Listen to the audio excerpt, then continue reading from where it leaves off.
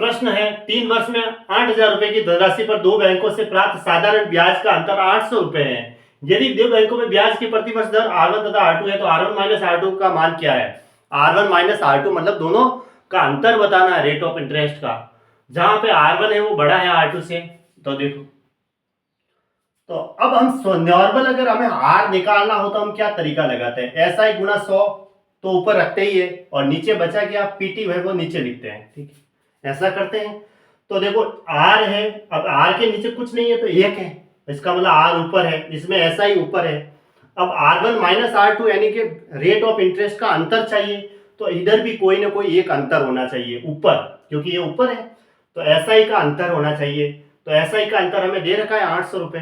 तो अब डायरेक्ट मैं अंतर निकाल देता हूँ R1 माइनस R2 बराबर SI का अंतर तो दे रखा है, साधारण ब्याज का अंतर 800 गुणा 100 बटा मूलधन कितना है 8,000 रुपए फिक्स कर रखा है, 8,000 रुपए गुणा टाइम कितना है, टाइम देख लो,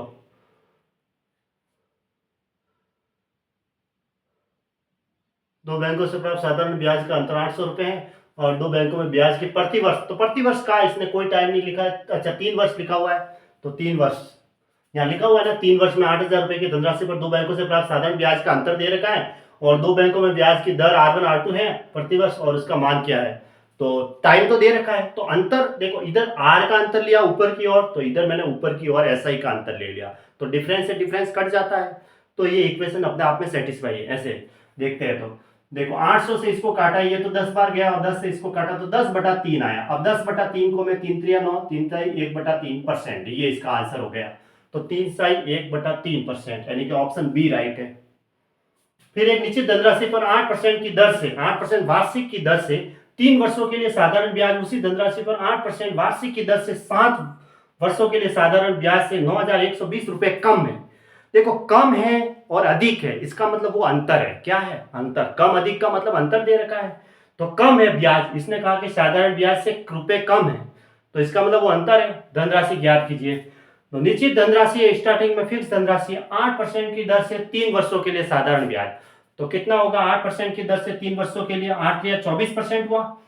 पहले साल के लिए 8%, दूसरे साल के लिए भी 8% और तीसरे साल के लिए भी 8%, क्योंकि साधारण ब्याज ऐसे ही है।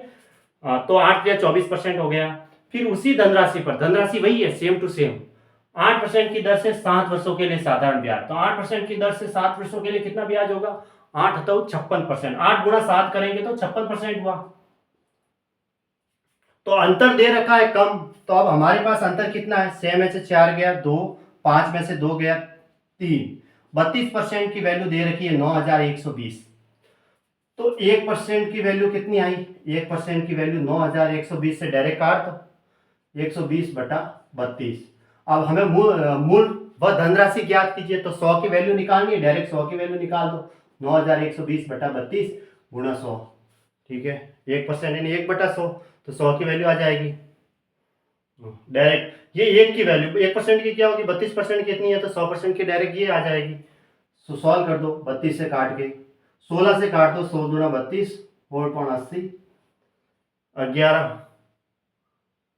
गुणा 570 और 2 से इसको काटा मैंने तो 50 बार।